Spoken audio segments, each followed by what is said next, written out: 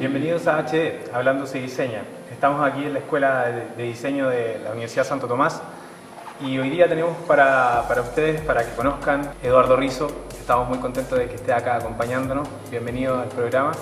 Muchas gracias por la invitación. Es un placer. No, un honor para nosotros tener aquí a tremendo artista. Hemos visto el trabajo que has hecho. Y bueno, primero que todo, ilustrador, dibujante, historietista. Yo me llamo a mí mismo dibujante de historietas o de cómics, si lo prefieren. Supongo que cada historia debe ser muy personal, pero bueno, en mi caso fue el hecho de leer, comenzar a leer las historietas y el camino habitual de querer dibujarlos, porque me interesaban mucho los dibujos, ya me llamaban la atención. Y bueno, en aquella época sin duda tenía muchos compañeros de colegio incluso que competían conmigo. Pero ya a los 15 yo estaba decidido de que quería hacer esto como profesión, lo quería llevar adelante. El problema es que aquellos amigos que dibujaban tan bien como yo se distrajeron en el camino, pero yo no, yo seguí. Y esto es casi un ejercicio cotidiano. Ya desde pequeño tú tenías referentes, empezaste a ver cómics, empezaste a ver qué historieta en particular. Producidas en Argentina, básicamente, sobre todo porque yo vivía en una población muy pequeña y no llegaba, por ejemplo, las revistas de superhéroes. No me llegaba tarde y la verdad que tampoco me llamaba la atención, pero sí teníamos mucha producción nacional en ese momento y consumía casi todo, pero no porque comprara mucho material, sino porque en aquella época se usaba el canje. La idea era leer y por leer, por el afán de leer, queríamos obtener de todo. Entonces nos íbamos intercambiando. Perfecto, era como una colección en grupo. Sí, incluso en los mismos negocios que vendían del rubro, aceptaban en canje los usados. Ok, en ese sentido el entorno no influye directamente en tu decisión profesional más tarde. Te soy sincero, cuando yo decidí ser dibujante de historietas, no tenía idea de que iba a poder vivir de eso como profesional. Exacto. No me interesaba, no lo medía en absoluto, 15, 18 años. Entonces la idea, poco te importa si podés, tenía que comer arroz todos los días, pero podía dibujar, prefería eso. Y tuve sí la suerte de apoyo de la familia, que mis padres, si bien tampoco entendían mucho de qué iba la cosa, me dejaron la libertad suficiente para ir a probar suerte. Y bueno, eso implicaba irme de ahí a Buenos Aires, de mi pueblo, a Buenos Aires, a la gran ciudad, a probarlo y bueno. Claro, o sea, y ahí parte del apoyo es papá, mamá, porque tiende a ser común esto de que, de hecho, a nosotros nos toca enfrentarlo como diseñador. Quiero ser diseñador, ¿y qué vas a hacer? ¿Y de qué vas a vivir? Y es como, en ese sentido, ¿te tocó enfrentar eso de una manera más suave, según lo que me comentas? A ver, yo después con el tiempo, a partir de esa decisión temprana, fui averiguando y comencé a darme cuenta de que había editoriales grandes, que se podía llegar a ellas, que a través de ellas es donde se generaban estas revistas que uno leía. Y digo, bueno, vamos a ver qué pasa, qué ocurre ahí. Por supuesto, el primer encontronazo con un editor fue totalmente decepcionante, como era de esperar. Hoy en día, para mí, a mis ojos vistas, por supuesto, totalmente razonable. En aquel momento decir, qué malo el editor, porque me hace esto, yo vengo con todas las ganas. Pero es cierto. El historietista de alguna manera tiene que ser un constante analizador de lo que está pasando en el entorno, o lo hace de repente casi ya de una manera automática. ¿Te tocó a ti partir de esa manera? Es decir, lo primero que ilustrabas o lo primero que empezaste a crear, ¿parte de una manera querer hacer de repente una crítica, querer hacer un aporte? En una etapa ahí apenas comenzado, sí, algunas historias críticas, con críticas sociales. Okay. Y uno sí, está empapado, vive en la calle. Digo, si bien este es un mundo fantástico, porque al momento de ir a dibujar, uno se mete de lleno en lo que es la aventura y se olvida de lo que ocurre en la calle, pero cuando salís, la realidad está ahí y no le podés escapar. Por más que quiera, en algún momento te la enfrentás. El editor es el que maneja... o sea, él finalmente es el que te va orientando, según... No, él es el que define el producto que quiere. Okay. Sí, vos podés ser un crítico fantástico de la sociedad, pero no todos los editores quieren tener ese producto. Hay que buscar el editor que se encargue de publicar eso. Bueno, Eduardo, vamos a una pausa y seguimos viendo la vida y conociendo más a Eduardo Rizo.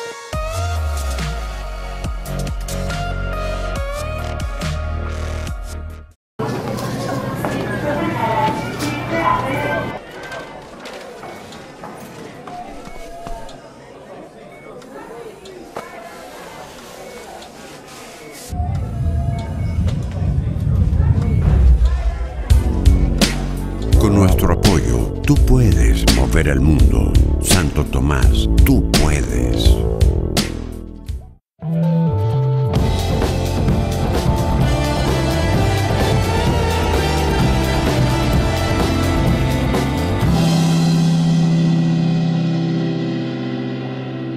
Volvemos a los estudios de la Escuela de Diseño de la Universidad Santo Tomás, sede Ejército.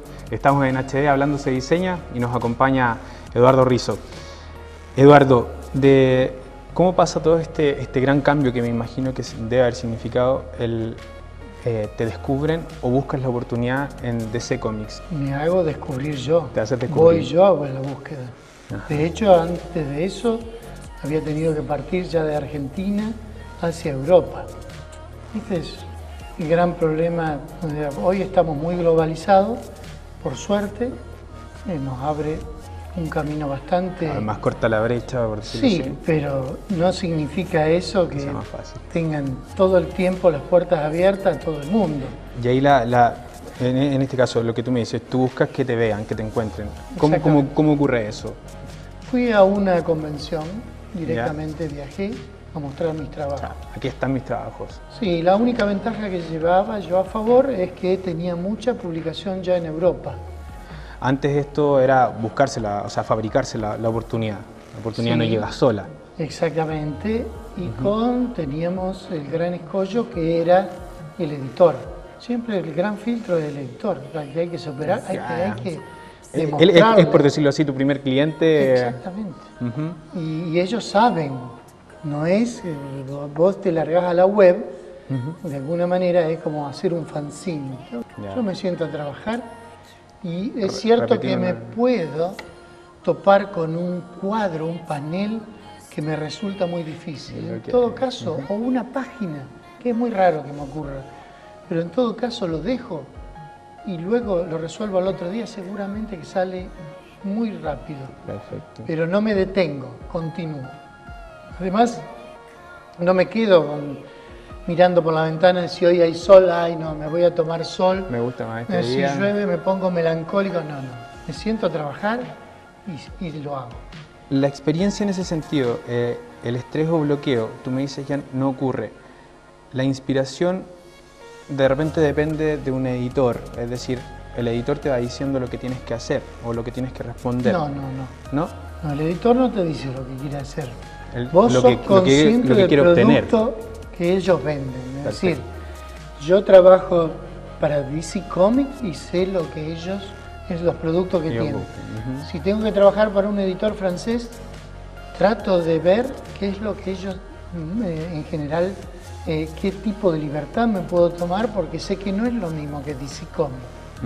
Entonces, son productos totalmente distintos. más allá de que yo pretenda inculcarles a ellos mi estilo. Okay. Trato de hacerlo, sin duda, pero siempre siendo consciente de decir, cuidado, porque esto no es lo mismo que esto. Soy consciente de eso y en el momento de trabajarlo lo pienso. Okay. Hoy en día existe mucha tecnología, el hecho de tener muchos dispositivos móviles de acceso a información. Para ti el tema es cómic impreso o digital. Hoy están saliendo al mismo tiempo. Yo sigo trabajando con la vieja estructura, el papel, lápiz y todo lo que le sigue. Hago algún detalle en la computadora. No soy de las nuevas generaciones que ya trabajan en las tablets. No me siento cómodo. Si tengo que corregir algo, lo hago más rápido en el papel que dentro de la computadora. Pero yo creo que todo parte de un motor que es la idea, el concepto que vos tenés al hacer una historieta. Con respecto al momento de inspiración de la creación, cuando estás ahí en tu tablero, que tú me dices que todavía prefieres el hecho de estar ahí con el lápiz y el papel, ¿escuchas música? ¿Qué música escuchas? Escucho música todo el tiempo, necesito algo que me esté hablando o escuchar algún sonido, ¿sí? Y soy muy abierto en ese sentido, me gusta de todo. Okay, o sea, en ese sentido potencia de alguna manera el hecho de salir, el fluir de y eso de tus ilustraciones. Depende también del día, en cómo esté. Hay veces que necesito, no sé, me siento a dibujar a la mañana y estoy un poco desanimado y pongo Creedence Clearwater Revival al palo y me siento como en la ruta. Sí. Perfecto. Bueno, agradecerte mucho la presencia acá, que nos hayas acompañado, que nos hayas nutrido de tu experiencia, una linda experiencia. Y bueno, buscar estar en contacto, o sea, estamos muy felices de que estés acá, ojalá poder hacer esto más seguido, poder tenerte por acá. Así que muchas gracias por tu participación y por todo lo que nos has enseñado. Y de hecho yo vengo seguido a Chile, no frecuente, pero esta es creo que mi cuarta, quinta vez aquí en Santiago. Perfecto. Obviamente dicho, así que ya nos vamos a encontrar seguro. Ok. Bueno, agradecemos nuevamente a la Escuela de Diseño de Santo Tomás, sede de Ejército. Seguimos acá en HD hablando de diseño. Nos vemos pronto.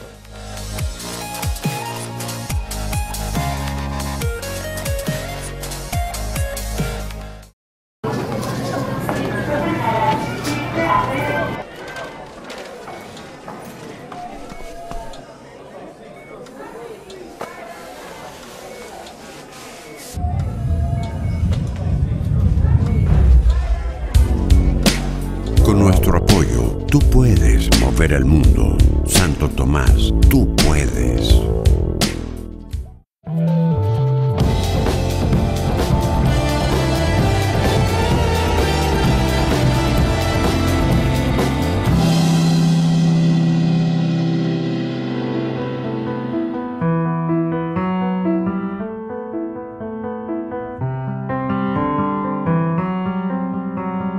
Hoy nos encontramos en la comuna de Estación Central, en el barrio Matucana. ¿Qué venimos a hacer acá? Venimos a un museo que a veces es un poco desconocido, el Museo de la Educación Gabriela Mistral. Es un museo muy interesante porque ¿cómo mostrar la educación en un museo? Hay elementos históricos, colecciones. Dos amigas nos esperan, Irene y Fernanda. Con ellas vamos a conversar para que nos muestren esta maravilla de museo.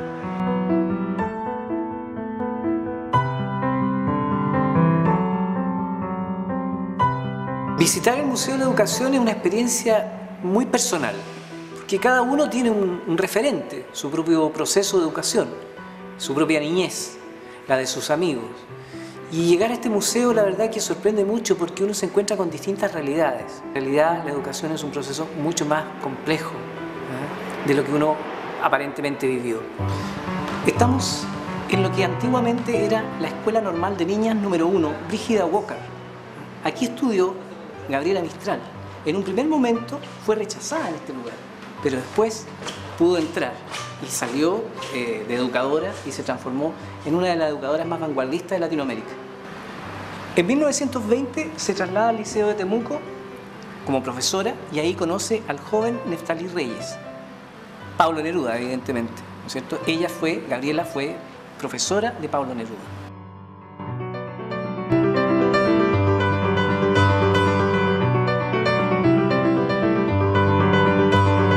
Estamos en el Museo de la Educación con dos amigas, Fernanda e Irene. Van a contar qué es lo que hay en un Museo de la Educación, porque es algo intangible, pero seguramente hay objetos y cosas que nos van a recordar la historia de cómo se ha educado Chile.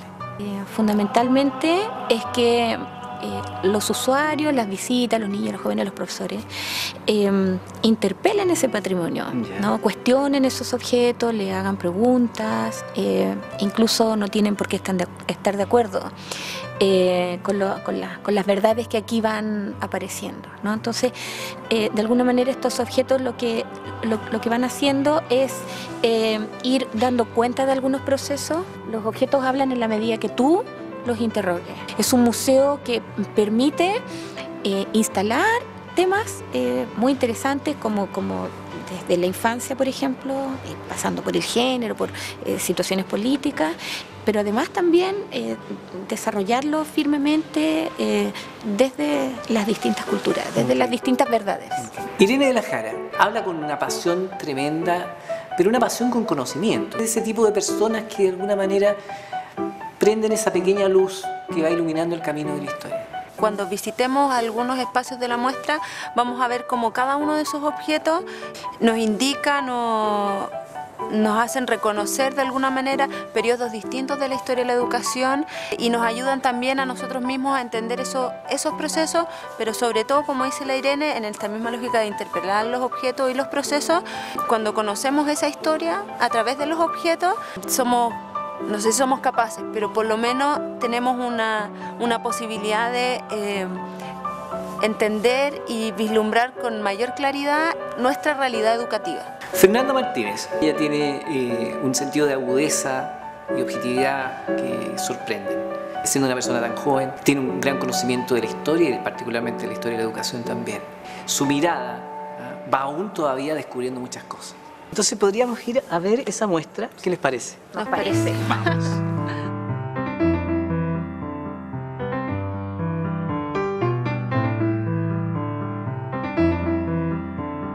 Al entrar a este museo nos damos cuenta que hay un diseño detrás, hay un diseño de la visita. Las salas están muy bien construidas, las vitrinas, ¿no es cierto? La manera de exponer. Pero también hay un pensamiento de cómo entender la educación como proceso. Irene, me han contado que hay unos objetos bien particulares, bien curiosos. Una cabina de castigo. ¿Cómo es eso de cabina de castigo? Esa cabina de castigo nosotros la trabajamos acá en el museo desde la voz de los niños y las niñas del siglo XXI. A muchas personas, muchas de las cosas que nosotros tenemos aquí les parecen como ridículas. Eso ya no existe, obviamente. Otras cosas, por ejemplo, de colecciones tienen banderines. Los banderines es un trabajo muy bonito que hacemos especialmente con la primera infancia.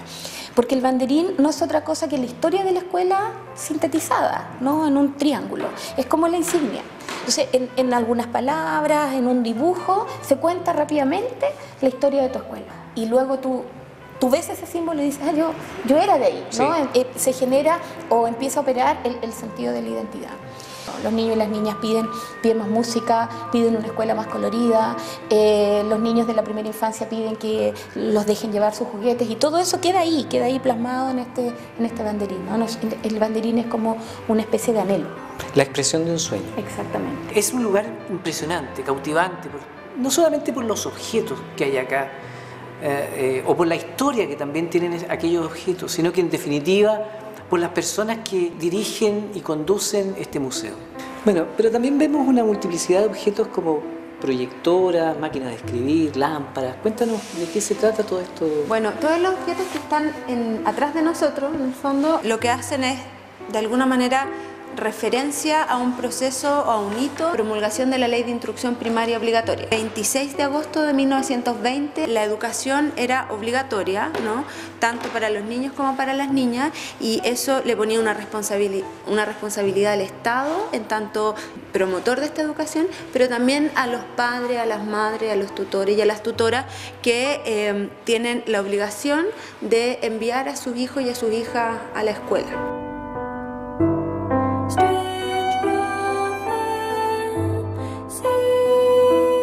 ¿Se imaginan cuántos niños estudiaron en este pupitre?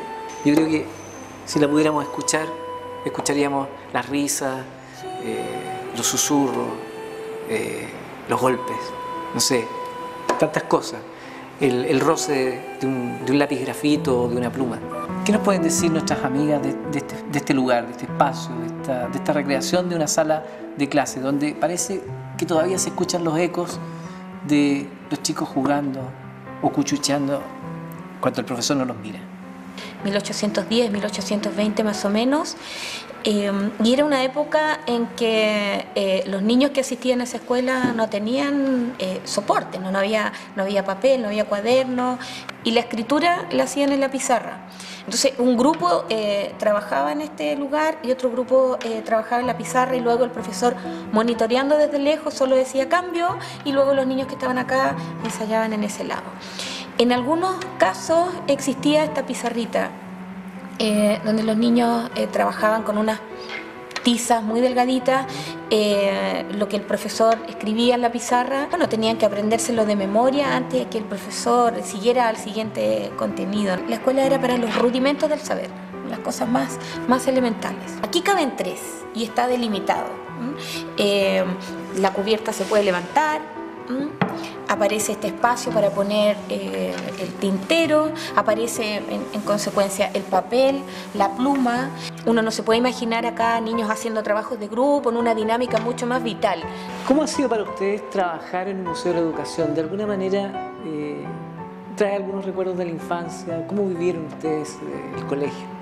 Para mí trabajar en el Museo de la Educación me ha hecho pensar de forma más crítica sobre mi propia pasada por la escuela. Tengo mis propias críticas y mis propias dudas respecto de la escuela, que además se han acentuado profundamente desde que trabajo acá. En el caso particular mío, ya que la mayoría de los objetos recopilados eran de escuelas públicas, eso a mí me hace sentido, ¿no? Tengo esos recuerdos vitales, ¿no? De los amigos, de la travesura, del ansiado recreo, ¿no? Por lo tanto, la historia aquí también se va relatando desde ese punto de vista, ¿no? Desde lo cotidiano y desde lo que a uno le pasa. Esta historia se sigue haciendo cada día cuando vienen de los colegios a visitar este museo, donde Fernanda y donde Irene, con la misma pasión de Gabriela, tal vez le enseñan a esos niños a apreciar el pasado, la historia de nuestro país. ¿Cómo pueden hacerlo? www.museodelaeducacion.cl 2681-8169, y si uno quiere hacer una visita guiada o alguna charla o algún taller, es al correo museodelaeducacion.educativo@gmail.com. Es dejar invitados a las personas, a los profesores, a las profesoras, a la familia, a los niños, a las niñas, de que visiten el Museo de la Educación y que a través de este espacio puedan conocer y recordar su propia historia, y además cuestionar y reflexionar sobre el presente de nuestra educación. Bueno, chiquillas, quiero darles las gracias por habernos recibido en el Museo de la Educación Gabriela Mistral, a Fernanda Martínez, a Irene de la Jara, que han sido extraordinarias anfitrionas y nos han contado los secretos de la educación en Chile.